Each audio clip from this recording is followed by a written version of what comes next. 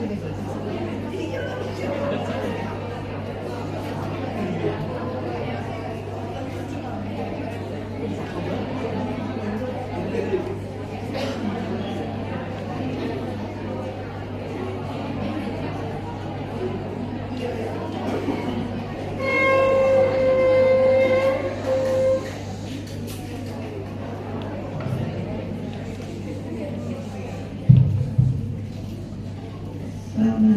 pagi, Assalamualaikum warahmatullahi wabarakatuh. Maaf ini saya kumpulkan. Ini kemarin setelah saya tengok hasil ujian, terutama yang pre-treatment, kalau yang resep menurut Dr. Diana yang kurang, yang tidak lulus dan besok harus mengulang 9 orang sedikit, tapi yang treatment ini banyak. Jadi sebenarnya saya tidak ingin kalian itu nggak lulus, tapi saya kalau saya meluluskan, saya takutnya apa yang kalian kerjakan itu nempel di pikiran kalian, sehingga nanti pas ada pasien yang seperti itu, kalian akan melakukan hal yang salah. Itu sebenarnya.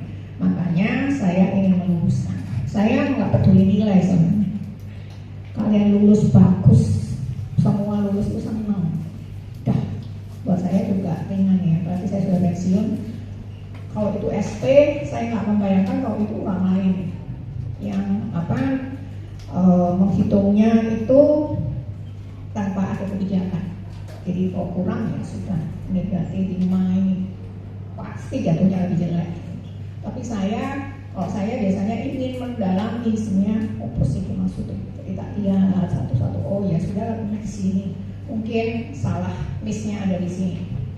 Tapi kemarin itu ada yang memang sebenarnya ini menunjukkan kalian itu ketika membuat tugas itu sebenarnya kalian hayati apa enggak. Soal ini, soal ujian adalah soal yang ada di modul tugas kasus 1. Nih kalau kalian lihat kemarin A dan B itu cuma saya balik saja. Yang nomor 1 di sini A, B, kecuali yang kasus itu satunya komorbidnya diabetes dan gastritis. Karena diabetes itu banyak nanti kalian akan mendapatkan pasien yang diabetes itu banyak, gastritis itu banyak. Jadi tidak menutup kemungkinan kalian dari dokter gigi itu nanti pasien datang tapi dia juga ada gastritis, dia ada diabetes. Terus yang satunya itu saya bukan ini tapi alergi penisilin itu juga ada.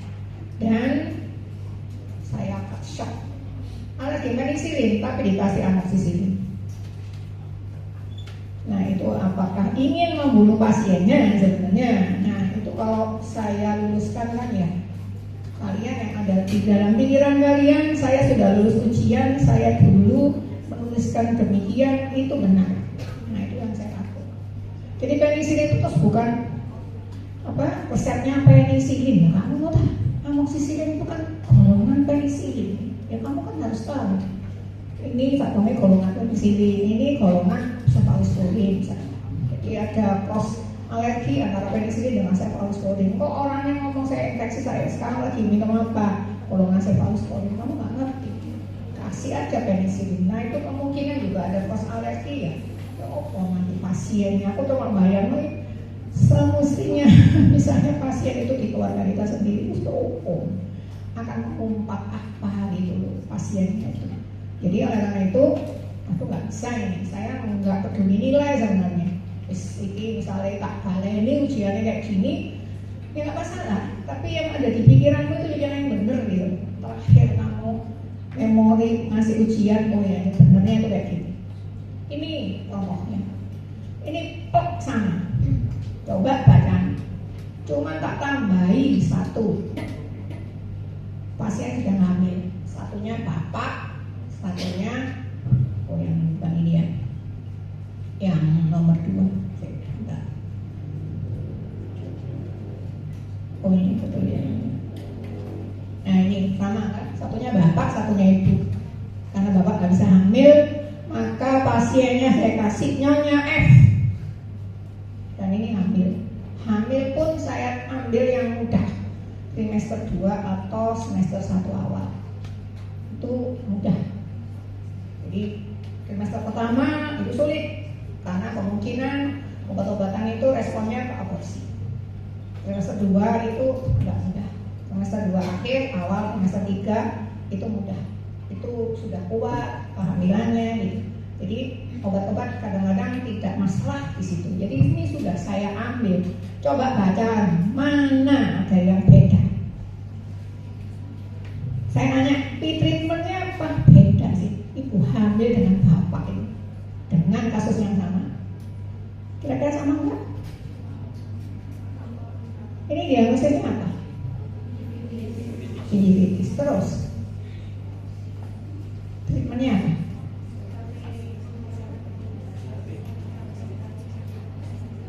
Treatmentnya analgesik. Kalau optional juga analgesik. Biasanya SRP, kemudian hanya gargle saja cukup kan? Hampir semua ngasih antibiotik.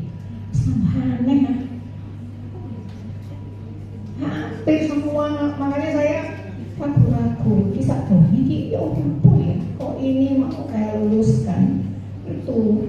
Nanti akan mengulang yang sama. Padahal ibunya habis hamil sih San. Itu intinya harus sesedikit menggunakan obat. Kasusnya podo, tugasnya sudah ditulis. Begitu tak tambahin ini tak ganti ibu hamil, antibiotik amok.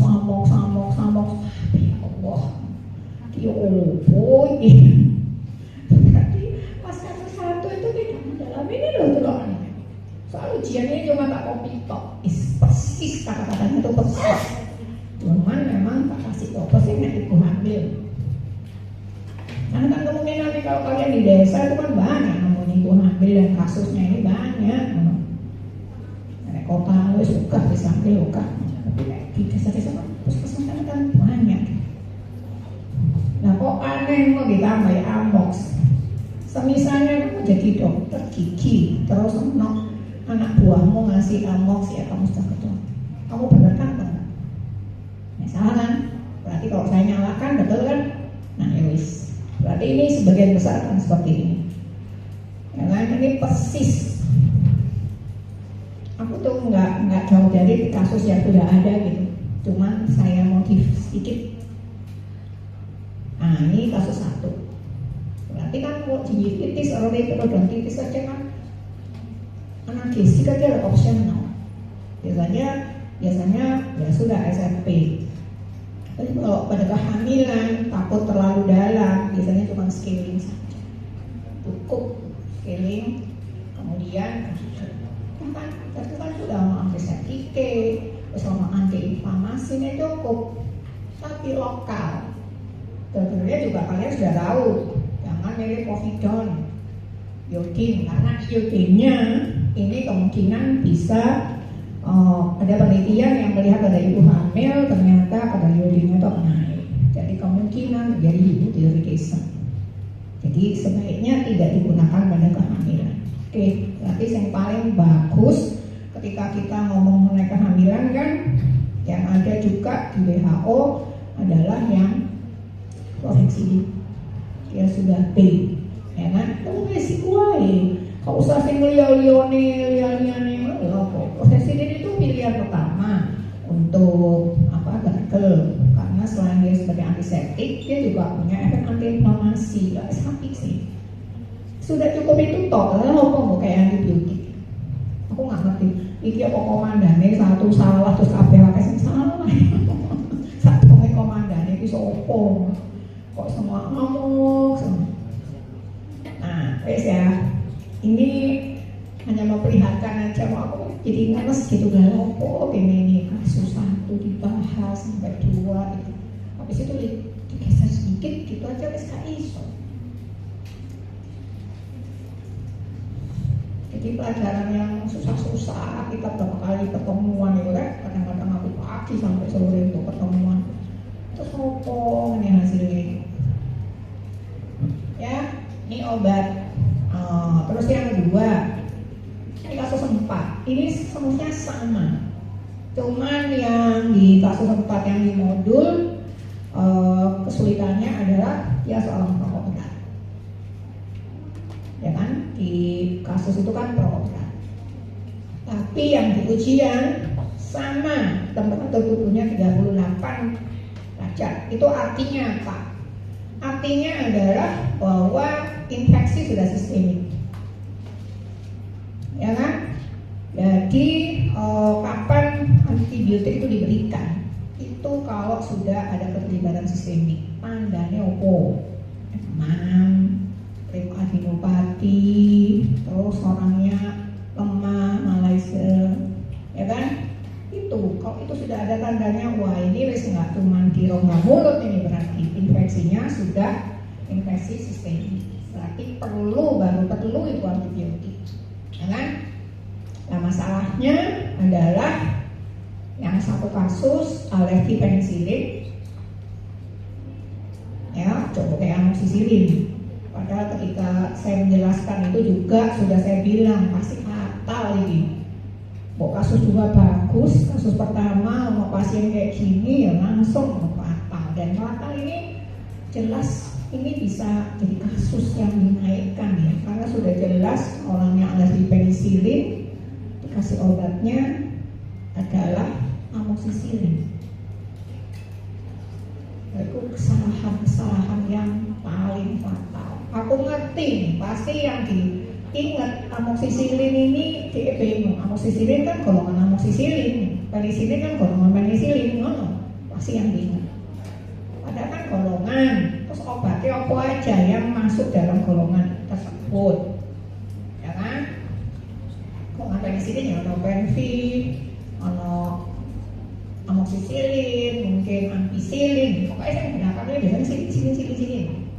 Sudah obat itu enak sebenarnya. Jadi golongan yang satu pasti belakangnya itu kayak gitu. Jadi mudah diingat, ampicillin, amoksisilin, opo, sini belakangnya. Kemudian atau yang satunya gastritisnya itu tetap, karena saya lihat sekarang itu orang gastritis itu sudah umum. Rasanya semua orang itu gastritis, bukan dari makanan, bukan stres berat, pokoknya gastritis ya. Atau DM dengan hidung langit.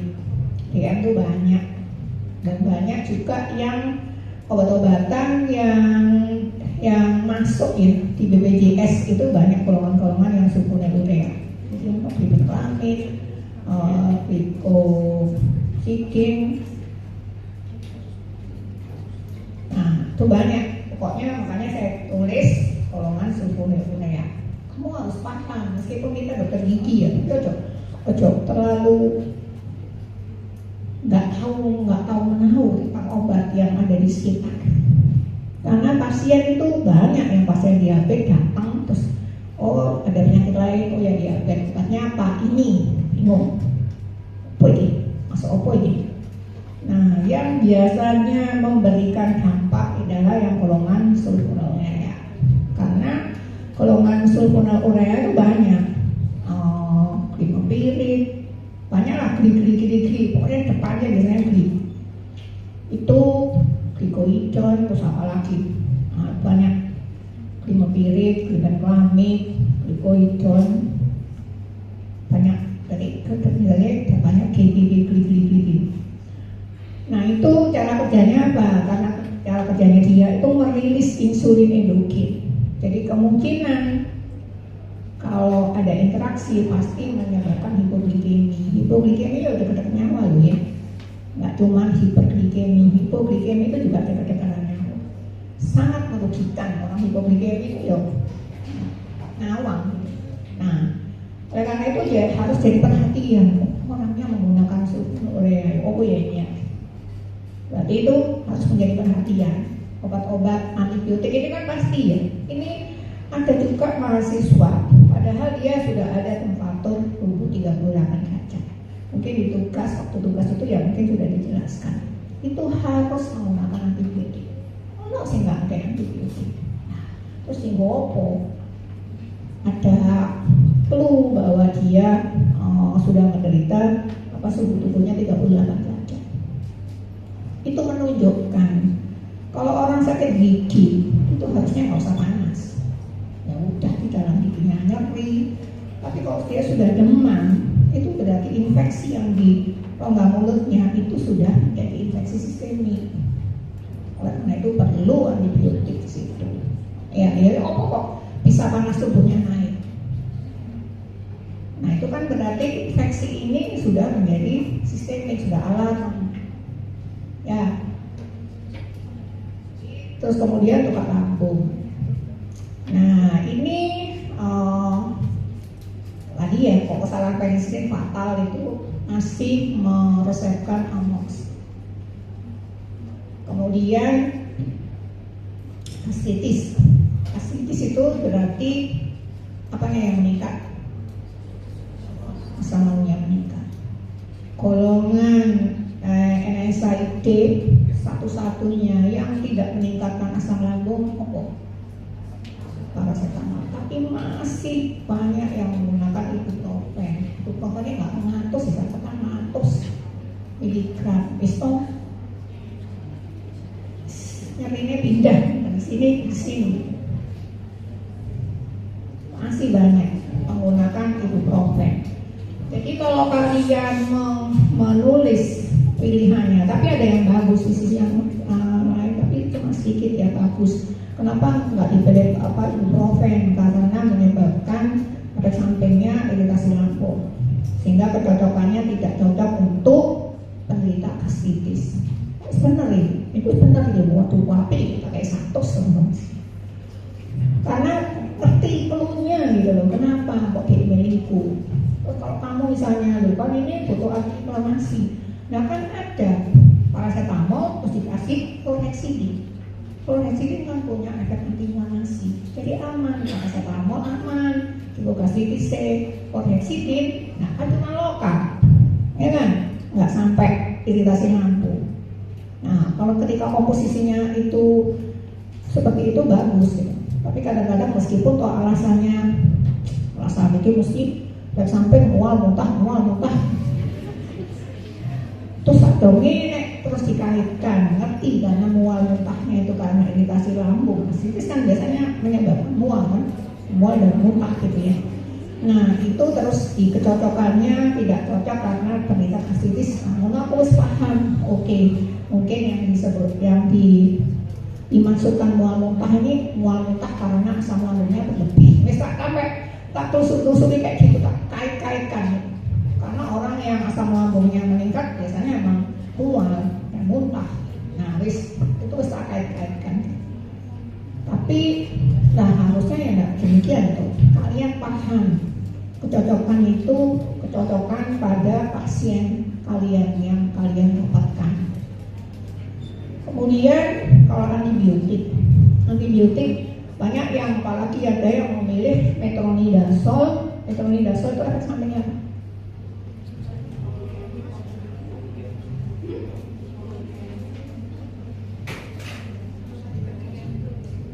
Hipoglikemi kalau orangnya menggunakan apa? Kalau masuk zona urea. Oke. Terus yang lain lagi efek sampingnya apa? Itu interaksi obat. Efek sampingnya apa?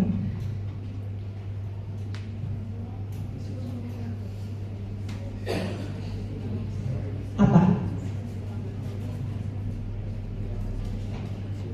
Mual muntah, iritasi lambung, metronidazole itu banget gitu. Teman saya sejauh di farmako tuh minum metronidazole, bisa langsung anti GI stressnya tuh dia makan yang lain-lain, mau H2 antagonis, mau golongan sodium sampai sakit sekali. Namun wis gastritis, wis ditambah metronidazole, wis nggak cocok sampai obatnya, wis menyebabkan gastritis, terus antiinflamasi ini ibuprofen, wis genep wis ya. Dan ini banyak ini yang kayak gitu. Aku makan, ya Allah, makanya aku pengen ngasih tahu ini logikanya orang memberikan obat ya. Kayaknya mudah gitu. Tapi sebenarnya kalian ini kan obatnya cuma sedikit ya, kok bisa itu paham dengannya, sehingga pasien di tangan kalian itu aman. Nekat terus diopong ya. Jadi akhirnya yang dipilih apa? Kalau nggak ada metronidazole nggak bisa. Kalau nggak penicillin, kalau ini juga ada anaerobiknya, berarti bisa dipilih gentamicin. Jadi ada orang yang melihat meta-analisis itu golongan gabungan kombinasi penicillin dan metronidazole itu bisa diganti dengan gentamicin 300 mg. Itu sudah ada meta-analisisnya gentamicin. Jadi kalau kalian di situ tidak pilih gentamicin, itu tak oke kan? Ngomong lah. Tapi pokoknya nggak metronidazole gitu. Pokoknya metronidazole dengan ibuprofen, sama namanya sama gastritisnya. Dan mengapa kadang-kadang kalian tidak sampai ke sana? Karena di problem itu nggak kalian tulis. Ini kan sebenarnya menjadi problem ya buat kalian, ya. Buat kita yang mau nulis resep. Jadi tulislah problemnya selain mengenai giginya. Yang kedua juga problemnya orangnya diabetes mau makan ini dan gastritis. Itu problem. Karena itu nanti akan inline terus sampai kalian memilih obat. Kalian jadi ingat, oh iya ada pasiennya diabetes menggunakan fenofilik. Oh iya, aku kayak metronidazole kayak so. Nanti kan itu problem. Kalau kalian itu tidak menuliskan, ya loss. Jadi kalian misalnya itu interview tidak dimasukkan di dalam mindsetnya kita gitu, bahwa itu sebenarnya menjadi catatan. Jadi oleh karena itu biasanya WHO yang gitu-gitu itu jadi no problem. Jadi banyak yang nggak ditulis sebagai problem. Terus ada loh misalnya wah iya sekali, nah itu jadi problem. Jadi itu harus dijadikan satu problem. Sehingga ketika kita menulis obat, kita jadi paham problemnya apa sih? Oh problemnya iki. Oh orangnya panas, berarti perlu antibiotik. Oke. Problemnya lagi apa? Oh orangnya diabetes fenofilik. Oh ya berarti aku nggak boleh yang milih metronidazole. Problemnya lagi apa? Gastritis. Oh hati-hati ya. Berarti aku nggak bisa juga milih ibuprofen kan itu. Jadi tolong itu dimasukkan di dalam problem. Sehingga ketika kalian mau nulis penata laksanaan, kalian mau nulis obat, lihat tadi problemnya. Oh, treatmentnya butuh antibiotik benar nih. Karena apa? Oh, karena panas. Dia kan panas kan? Oke, butuhnya antibiotik. Terus antibiotiknya belum problem. Oh, lawangnya diabetes, mana ini? Kaisong terus ini. Oh, dengan gastritis. Oh, kaisong. Jadi lihat lagi ke problemnya dia sebenarnya apa. Kalau kalian melihat problemnya itu, jadi kalian menulis semua alasannya itu, oh korelasinya itu bagus, ya kan? Itu sampai nulis skripsi lah, problemnya nggak jelas, pasti kemana-mananya kan nggak jelas, kan harus balik lagi ke problem, problemnya sebenarnya. Jadi saya harus menyelesaikannya bagaimana, gitu kan? Ya. Tolong ditulis problemnya bagus sehingga kok tujuannya. Nah, begitu ngomong 38 derajat, kan pasti ini ada infeksi ya, tapi nggak sing tujuannya itu eradikasi bakteri. Kan pasti harus menyelesaikannya ini ini kudu di bakteri, berarti bakterinya harus dimatikan. Tanda-tanda anak fever, berarti fevernya harus diambil. Ada yang begini dikasih antibiotik, dikasih gargle, tapi nggak dikasih untuk penurun panas sih. Ya betul, antibiotik itu lama-lama mengeradikasi mikrobanya, lama-lama panasnya hilang, tapi kan butuh waktu. Nggak bisa antibiotik waktu panas hilang, nggak bisa. Minimal 5 kali pemberian antibiotik itu baru panas tubuh, infeksi itu baru menurun. Nah itu nggak BPI, paracetamol, kaki. dia masih cuma 2 dikasih antibiotik sama gagal. Padahal ini sangat jelas sama panasnya 38 kan nggak enak kan? Itu semua enzim juga berhenti. Kita ini semua kan bisa jalan semua ini kan, pembentukan semua kan butuh enzim. Enzim itu di jalan di temperatur berapa? 37, 36,7, 37. Begitu panas tinggi, enzim-enzim ini gak jalan lah. Makanya tubuh kita yang nggak enak, lama-lama yang ngetok. Meskipun dia gejala, tapi tidak comfort. Ini lama-lama juga menjadi tidak gejala lagi, gitu. Memicu penyakit lain. Gitu. Nah ini loh, yang paling asal yang menurut dihayati. Oh betulnya ini. Oh ada 38 derajat. Oke, menandakan kalau dia infeksi. Pasti tujuannya ya eradikasi bakteri. Oh 38 derajat. Oh kebutuhannya berarti harus diturunkan infeksi. Apa suhunya? Pasti itu kan harus ada. Jadi ketika problem itu gak bagus, saya lihat ke bawah itu pasti ini poinnya tulis, tapi sebenarnya nggak coba untuk dilihat di problem satu-satu ya. Nanti kalau di monef, ketika monef memang dia berapa bulan ya, misalnya oh ya seminggu lagi, nah balik atau 3 hari lagi karena dia infeksi, kan dilihat problemnya lagi. Problem yang dulu dia belum panas, oh bisa panas, berarti infeksinya bagus, antibiotiknya berarti jalan, kan gitu kan. Jadi semua problem itu dilihat lagi. Oh DE diabetes nanti coba gimana Pak cek gulanya, oh sekian, oh berarti nggak masalah. Obat-obat yang aku berikan ini tidak mengintervensi obat yang sudah diminum. Jadi udah sampai masuk problemnya 7, keluar problemnya 8 karena ada samping obat ya.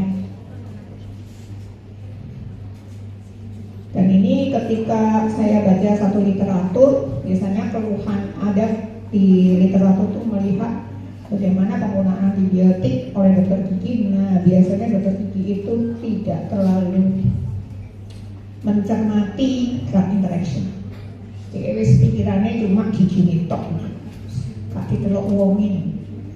Nah ini makanya mengapa di soal-soal ujian saya itu dikasih. Dan ini bukannya soal yang rare, pasti banyak orang diabetes itu naik terus insidennya di Indonesia. Gastritis itu sopo sing saiki nggak gastritis anak muda-muda wis gastritis kabeh. Terus kamu kasih obat serampangan ini gak tambah happy kan? Ya kan? Makanya saya butuh untuk ketemu kalian, saya nggak pelit lah untuk ujian gitu. Coba kalian dipahami ya, kalian belajar, kalian pahami ini, kalian belajar ya insya Allah bisa lulus semua. Kalian ngerti kan artinya apa? Jangan gak usah aku mulai kasus yang liane, kok kasus yang liane ya iso menes, guys. Ya, cuman saya ingin menanamkan bagaimana cara berpikir kita, pola pikir kita itu yang ingin ditanamkan. Jangan sampai engkau fokus pada farmakologi, wah tuh aku kan memang. Nah, ini kepingin saya luruskan ya. Jadi pola pikirnya seperti itu. Dan mengapa saya pilih ini ya kemungkinan seperti itu banyak.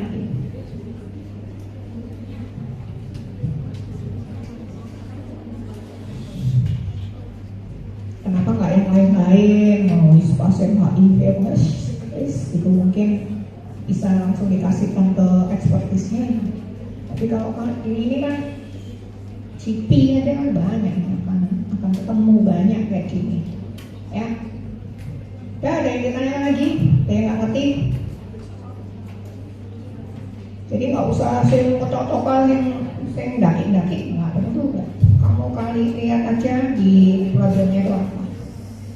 Kamu masukkan efek samping, misalnya ibuprofen, efek sampingnya dikasih lambung, cocokkan tidak cocok untuk pasien kristis, ya wes 100 langsung.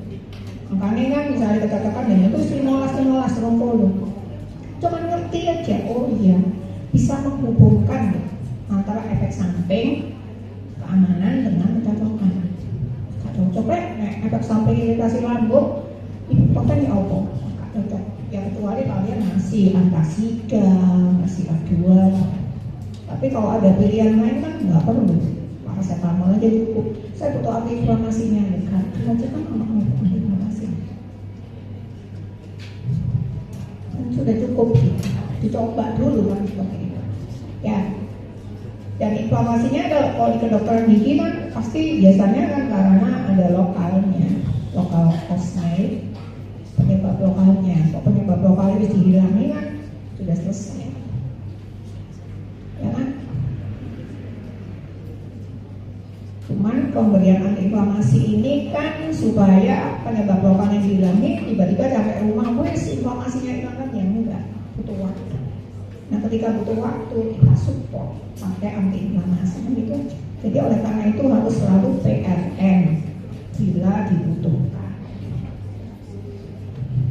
Sebenarnya kan bisa api kan, maksudnya petanya itu ya. Ada yang bertanya? Ya silakan.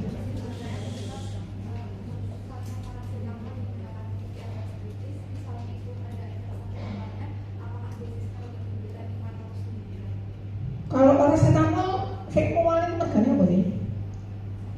Mual itu kenapa? HCl lambung. Mekanisme kerjanya apa? Kok bisa HCl lambungnya meningkat atau terjadi iritasi lambung? Itu apa mekanisme kerjanya? Nah, kemudian NSAID itu menghambat apa? Pembentukan prostaglandin. Nah, berarti kalau itu diiritasi lambung itu prostaglandin perifer atau sentral sing diintervensi. Di lambung ini perifer atau sentral sih? Prostaglandin di mana? HCl lambung itu sing meregulasi kok sentral kok lambung ini. Perifer itu ya organ-organ ini apa sentral otak.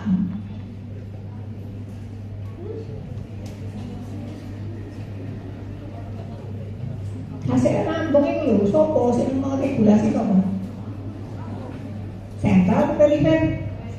Perifer di lambung ini kan. Di situ kan ada pompa H+. Kan nggak perlu melibatkan sentral. Makanya kata mau didelok obat-obat untuk asam lambung. Kamu pernah nggak obat asam lambung sing kerjane nang sentral? Kamu tahu kasih itu kan jelas kan. Asam dikai basah supaya pH netral. Di situ HCl rilis karena reseptor histamin, makanya anak antagonis histamin kedua. HCl itu karena H+-nya itu pompa H+H. Nah itu pompanya dihambat supaya H+-nya nggak keluar, berarti asam lambungnya kurang. Jadi kabeh memang perifer kejadian.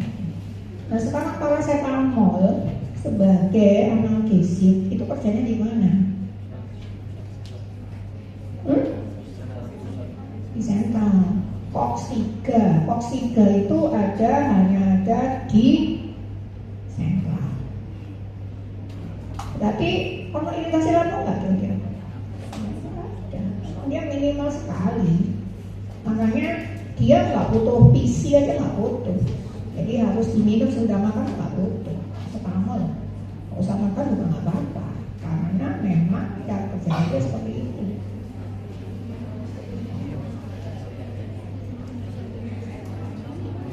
Ya, ngerti. Tapi kelemahannya kan dia karena dia cuma di sentral, dia nggak punya efek antiinflamasi. Karena semua inflamasi kan terjadinya di perifer kan. Ya, masuk sakit gigi itu sentral enggak? Gigi ini langsung sakit. Semua kejadian ada di perifer. Inflamasinya juga. Kecuali kalau sudah suhunya tinggi, berarti dia sudah semua karena suhu itu di hipotalamus. sing mengontrol. Ya, tapi infeksinya sudah itu makanya perlu antibiotik.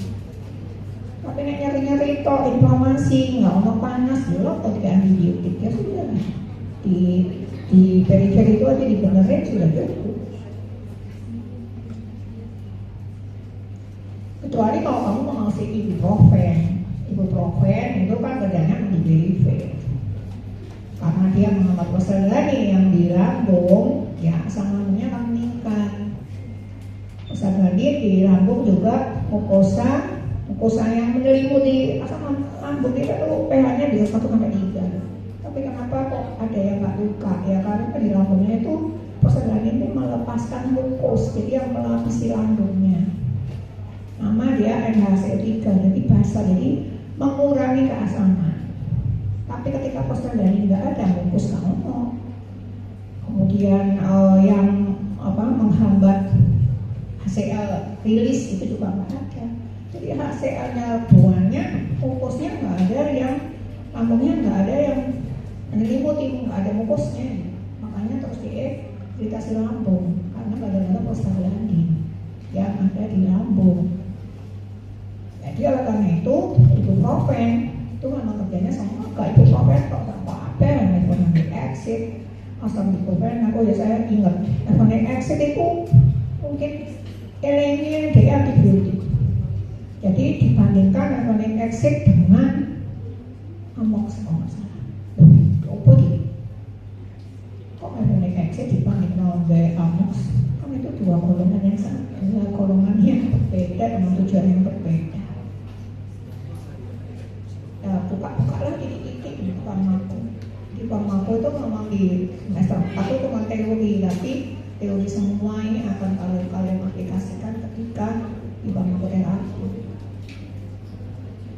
Ya kalau ibuprofen, wah dikasih kapokois 200, mungkin nggak apa-apa 200 mg, yang mungkin masih logis. Tapi semua yang ditulis di situ sebagian besar nulisnya 400. Jadi efek utama dan efek samping itu korelasinya tinggi dengan dosis. Semakin besar dosis yang diberikan, maka akan semakin besar efek samping yang akan muncul. Nah, yaitu dikasih metronidazole 500 mg, dikasih ibuprofen 400 mg. Aku cuma bayang, di lambungnya cepet ini ya. Nah ini kenapa demikian ya, karena kalian banget farmakologinya ini kurang. Terus ikulah belajar. Kalian tak pengen mengamankan lah pasien kita, SPT, terus ya.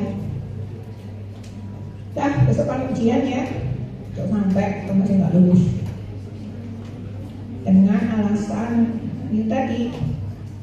Efektivitas ya kan, kemanfaatan, efek samping itu memang general. Sampingnya apa sih? Iritasi lambung, mual, muntah. Oke, kecocokan. Nah, tidak cocok untuk pasien asilis. Pas.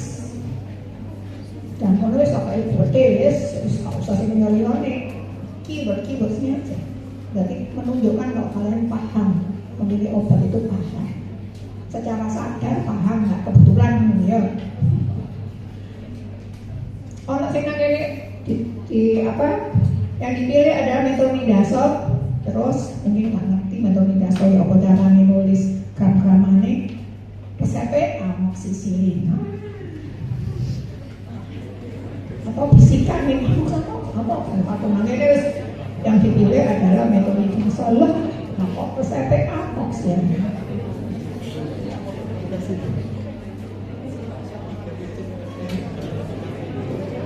Itu yang kalau di treatment coba di kalian ya tulis ya. Yang bagus, saya inginkan memori yang kalian tuliskan terakhir itu memori yang benar. Karena kok misalnya ujian lulus, nah itu kan yang kalian ingat, oh iya, kok jawabnya ini, berarti dibener dong. Itu yang harus kalian pegang. Kalau resep cuma 9, nulis resepnya wis pinter-pinter. 9 aja, ini biar dari teman ini ya, oke?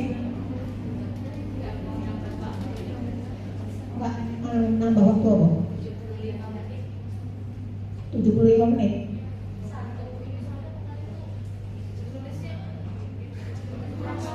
Kak biasa nulis sih misalnya.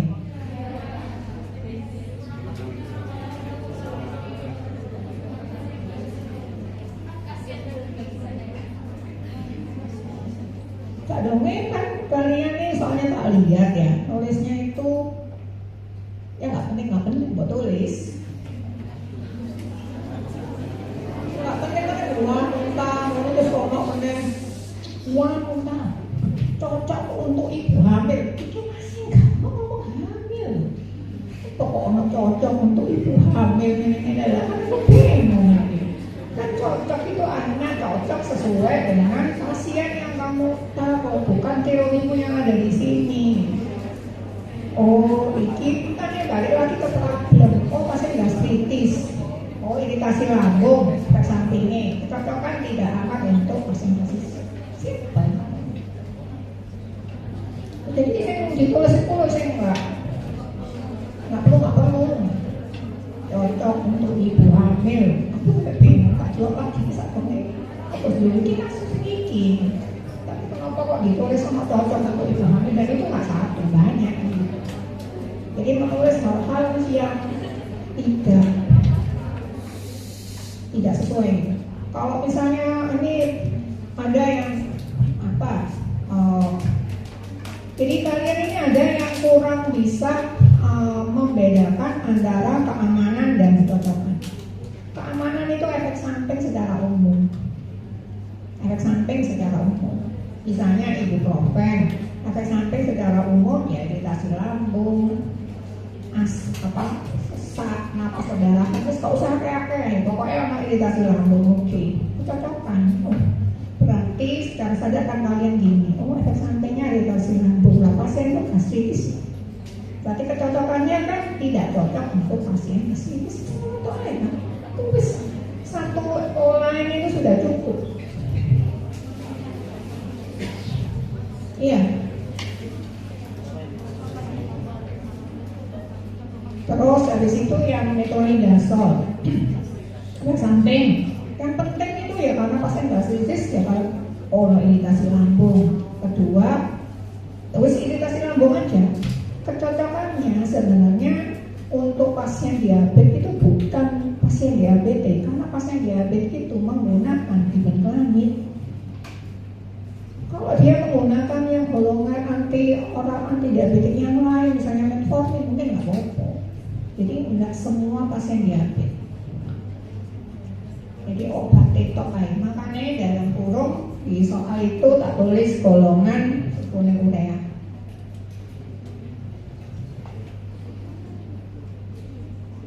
Berarti nggak cocok. Cocokan mungkin drug interaction kan kalau ada interaksi obat dengan diberi tulis itu.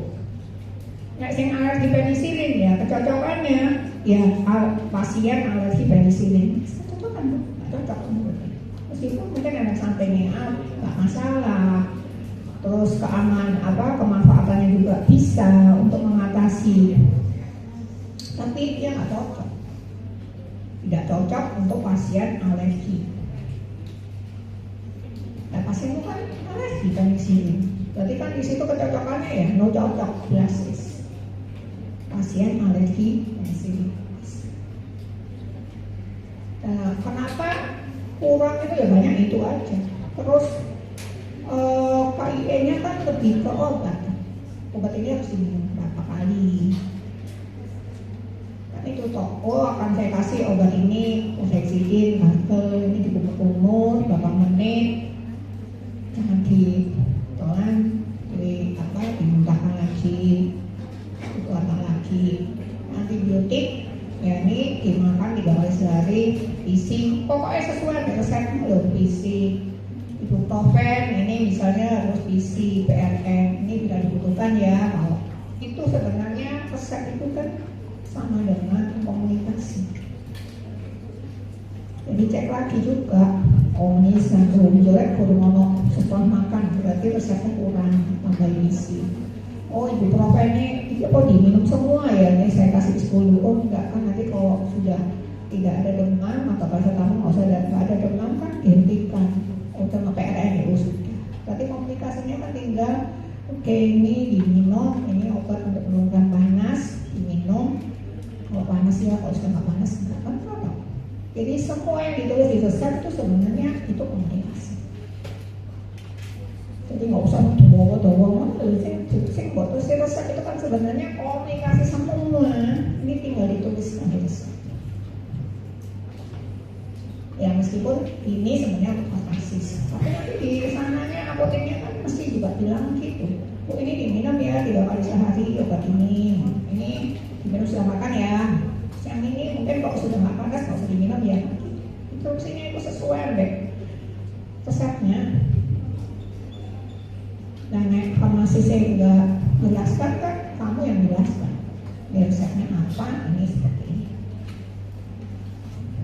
Dan terutama misalnya kalau alergi ya tapi nanti kalau ada efek samping seperti ini yang tanda-tanda alergi itu penting gitu diomongkan.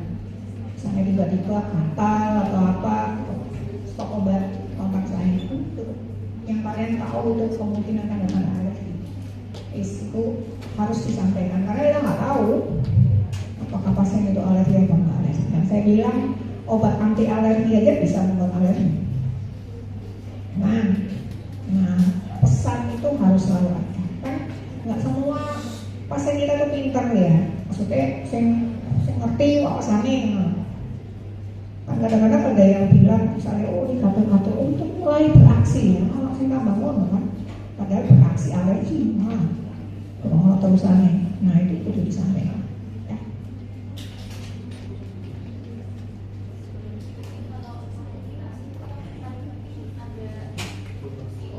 Ya komunikasi mengenai obat.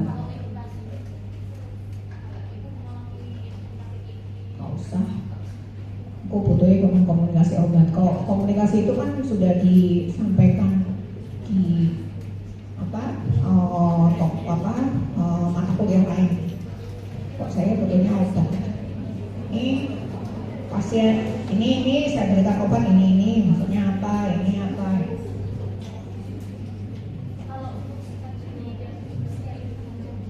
Biasanya diterima sedikit karena ini mikirnya ya kalau kalian nggak siap makanya dia siap kok karena masih ada semalam ya bakal mau bisa fokus pokok saya meluluskan secara moral betul-betul saya nggak ada beban karena kalian sudah oke, ini sudah lulus, kalian yang tuliskan itu sudah benar ya saya nggak beban. Karena saya takut, ya kemana? Apa sih mau ujian mau pegang kamu lulus ternyata ya kadang-kadang ada yang sudah 70 gitu.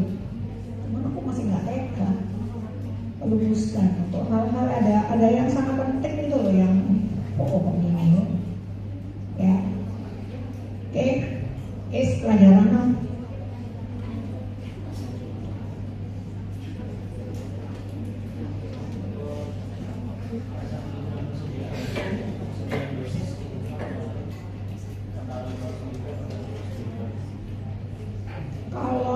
antibiotik biasanya 500, kalau 250 itu biasanya 4 kali. Kalau Amox biasanya 500. Kalau dia sangat itu sampai injeksi emang. Kalau memang sangat dibutuhkan karena infeksinya udah berat.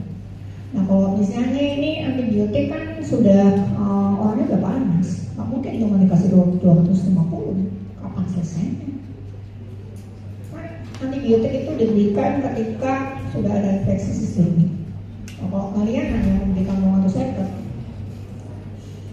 ya kalian bisa bayangkan kan? Jadi di kedokteran gigi itu antibiotik itu nggak gampang-gampang dipakai. Krunya cuma antibiotik itu diberikan di mana saja. Saya sampai cari-cari itu saya punya saya sambut punya Malaysia dari Departemen Kesehatan Malaysia itu merilis untuk treatment untuk cuma satu tadi, adalah akses. Jadi tetap aja antibiotik itu diberi sistemik. Tanda-tanda sistemik apa? Demam, pati, pasien lemas, malaise. Nah itu kalau nggak ada tanda-tanda itu nggak perlu. Itu flu-nya dia tuh kalau saya baca di jurnal juga gitu. Kalau ada tanda-tanda yang sudah melibatkan sistem. Jadi karena ini infeksinya nggak infeksi lokal ini sebenarnya dia sudah sampai sistemik. Nah kan ini bahaya sampai sistemik itu aja. Nah kalau kalian terus nilai cuma kalau metronidazol itu dulu yang saya juga download dari Scottish Dental School UK itu dia metronidazol itu ngasih 200, sekarang dia ngasih 400. Jadi itu juga itu kalau ada tanda-tanda sistemik stilis.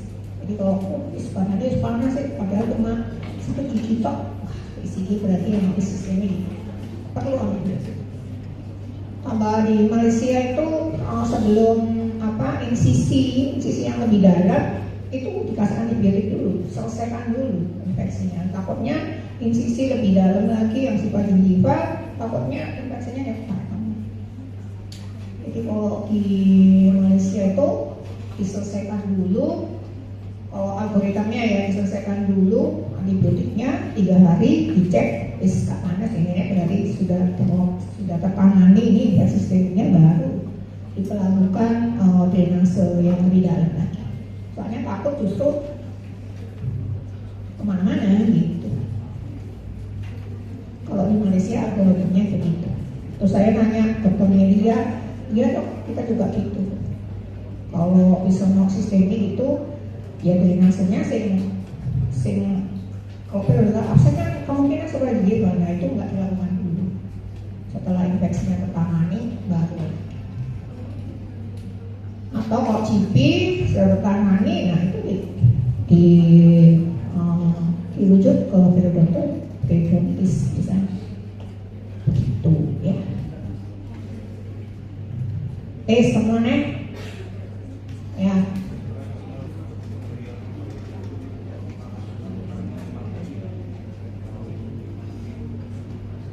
Bisa 2 hari tergantung sistem imunnya ya. Kalau orangnya udah lemas, gini-gini ya memang butuh dulu. Panjang tidaknya itu kan sangat ada yang sampai 7 hari. Panjang tidaknya itu kan tergantung sistem imunnya kita. Jadi kalau sistem imunnya bagus, ya diharapkan dengan 3 hari atau 5 hari sudah habis itu tertangani oleh sistem imunnya dia sendiri.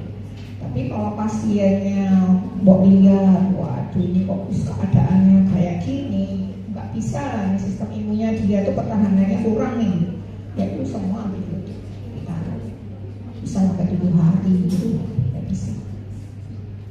Tapi kalau modelnya Amox, Dinamisin itu antibiotik yang depend on time, jadi tidak depend on dose. Artinya apa? Berarti dia mendingan dosisnya tuh nggak tinggi banget gitu, misalnya sampai 1000 gitu, nggak perlu. Kan time-nya yang apa? Tapi beda dengan golongan aminoglikosida. Kalau kamu nanti dia aminoglikosida itu depend on dose. Jadi sependek mungkin tapi dosisnya langsung tinggi. Mungkin 3 hari cukup. Soalnya dia depend on dose. Percuma kita ngasih panjang, mana-mana ini kasihan dosisnya kecil-kecil tapi panjang nggak bisa. Tapi kalau golongan penicillin, Dinamisin itu memang dia lebih ke depend on time. Jadi mungkin dikasih 5 hari. Kalau 3 hari itu kan biasanya obat itu masuk di dalam kan obat itu ketika dikasih itu nggak langsung masuk di indeks therapeutic window kan, itu butuh 3-4 kali. Itu baru waktu dia masuk. Makanya kenapa kontrol biasanya 3 hari. 3 hari kalau biasa kita minum 3 hari kan sudah 9 hari ya, 9 kali gitu. Ya harusnya kalau antibiotik itu sudah bagus, jalan, nggak resisten ya tanda-tanda udah bagus. Biasanya makanya kalau kita minum antibiotik kan nggak usah sampai habis, kadang-kadang dikasih 5 hari, kadang-kadang 2,5 hari gitu kan enak kan. Badan ini sudah enak. Kenapa ya? Karena infeksinya sudah kalau itu antibiotiknya tidak resisten ya vaksin, ya infeksinya sudah tertangani. Tapi kenapa di resep itu harus dituliskan dihabiskan? Karena tekanan itu hanya kayak antibiotik sama anti kanker ya, itu targetnya bukan dose. Targetnya kalau antibiotik kan bakteri. Gak mau ngerti nih bakteri gue mati kabeh, kan nggak ngerti. Ya kalau bakteri kelar sedikit gitu, ya udah kita sudah merasa enak kan. Tapi jangan dihentikan. Kenapa? Kalau dihentikan, nanti bakteri ini bisa belajar. Oh, aku dimatikan cara seperti ini. Wes, aku bikin cara metabolisme lain supaya aku tetap hidup. Jadi semua yang hidup itu nggak mau dimatikan sekali, pasti ada defense mechanism. Nah makanya kenapa biasanya antibiotik ini banyak yang resisten, karena ya kadang-kadang orang mengobati sendiri, beli sendiri, nggak ngerti ukurannya berapa, ya kan? Mungkin diminum 2 hari, saya nangis, selesai, udah resisten. Nanti kan berarti bakterinya akan belajar. Waduh, caranya gini, wes aku dengan hidup dengan metabolisme darah A. Nanti kasih antibiotik itu lagi ya dirubah. Aku sih songket A. Dulunya kan kamu B, aku sekarang sudah jadi A. Jadi oleh karena itu khusus antibiotik itu harus dihabiskan. Karena kita nggak ngerti masuk dengan kultur sek, bakterinya ini si akeh kok enggak ribet. Ya sudah dikasih aja satu cure itu dikasih. Kalau misalnya masih cuma 3 hari dah, kenapa kok 3 hari dok? Ya mungkin pertimbangannya karena defense mechanism-nya bagus. Jadi bakteri yang kenger itu sudah langsung dihabiskan dengan mekanisme sistem imunnya dia sendiri, sudah selesai. Makanya cuma 3 hari bisa, ada yang 3 hari, ada yang 5 hari, ada yang 7 hari gitu. Tergantung antibiotiknya. Toxicity itu bisa sampai 21 hari. Ya, dah, ada lagi?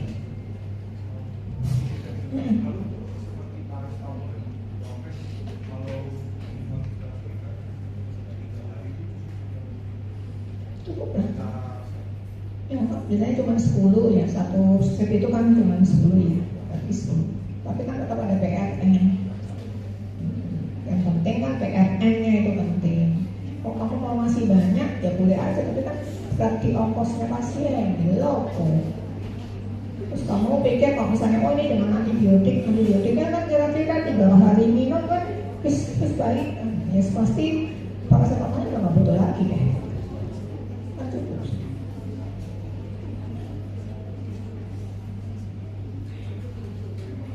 Ya, dah, cuma kalau nggak lulus ya, tampaknya bro. SPSP gitu tuh tampaknya bukan saya yo intinya bukan lulus nggak lulus sih, bukan nilai sih. Kamu ngerti apa enggak?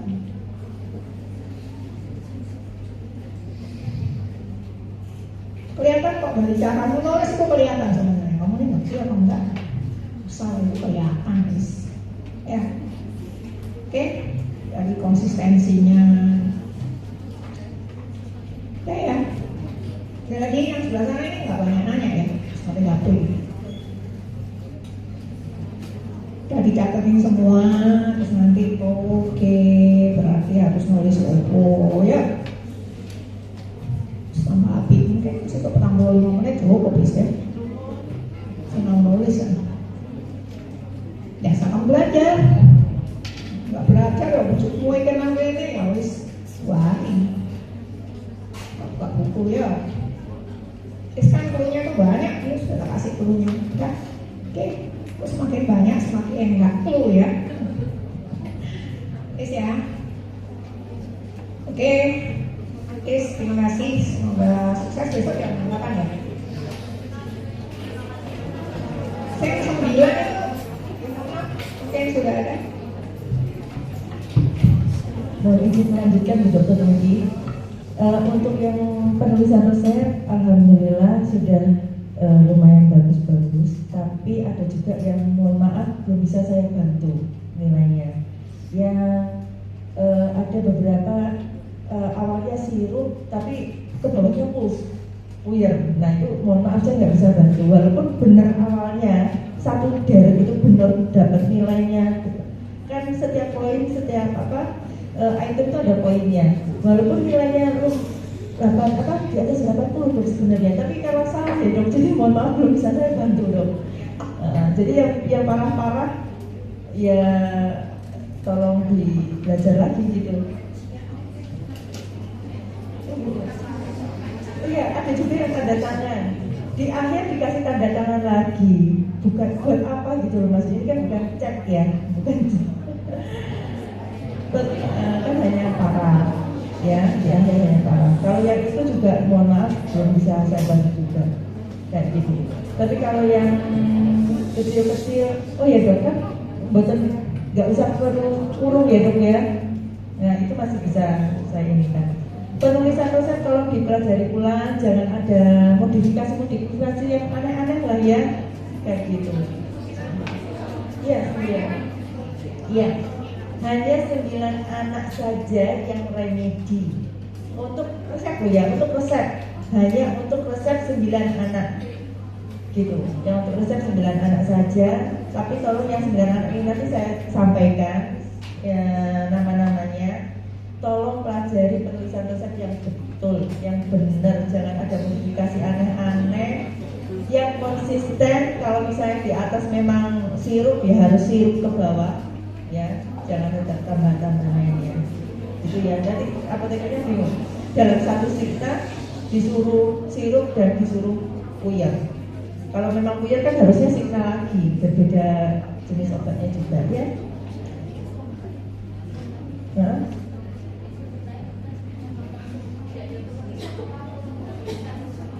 Bukan, ada mahasiswa yang setelah obat antibiotiknya itu dikasih kurung 120 ml-nya itu, jadi kan nggak usah. Itu saya bantu, nggak apa-apa, itu lulus. Saya sudah konsultasi sama dokter, mungkin boleh diluluskan. Gitu, itu boleh diluluskan itu. Tapi nanti untuk berikutnya ini tolong jangan jangan modifikasi aneh-aneh lagi gitu ya. Oke? Ada lagi yang ditanyakan? Kalau tidak ada yang ditanyakan, saya akan informasikan terkait besok ujian. Insya Allah kita besok ujian jam 8 pagi. Lokasinya sudah saya konfirmasi ke Dokter Feni, ke sama tekniknya juga. Insya Allah besok di sini. Awalnya sih infonya ini dipakai SKIPM, tapi alhamdulillah SKIPM-nya yang bergeser ke atas. Jadi kita yang di sini, begitu ya. Kemudian tolong tepat waktu karena mohon maaf saya juga harus double dengan SL Pak Al, gitu ya. Oke, untuk ujian udah jelas ya. Banyak-banyak berdoa untuk yang nanti nama-namanya untuk resep ya. Oke, alhamdulillahirobbilalamin. Kegiatan pariwisata. Mohon izin saya tetap ya dok. Berarti yang untuk treatment itu bukan ujian lagi, berarti ujian kedua.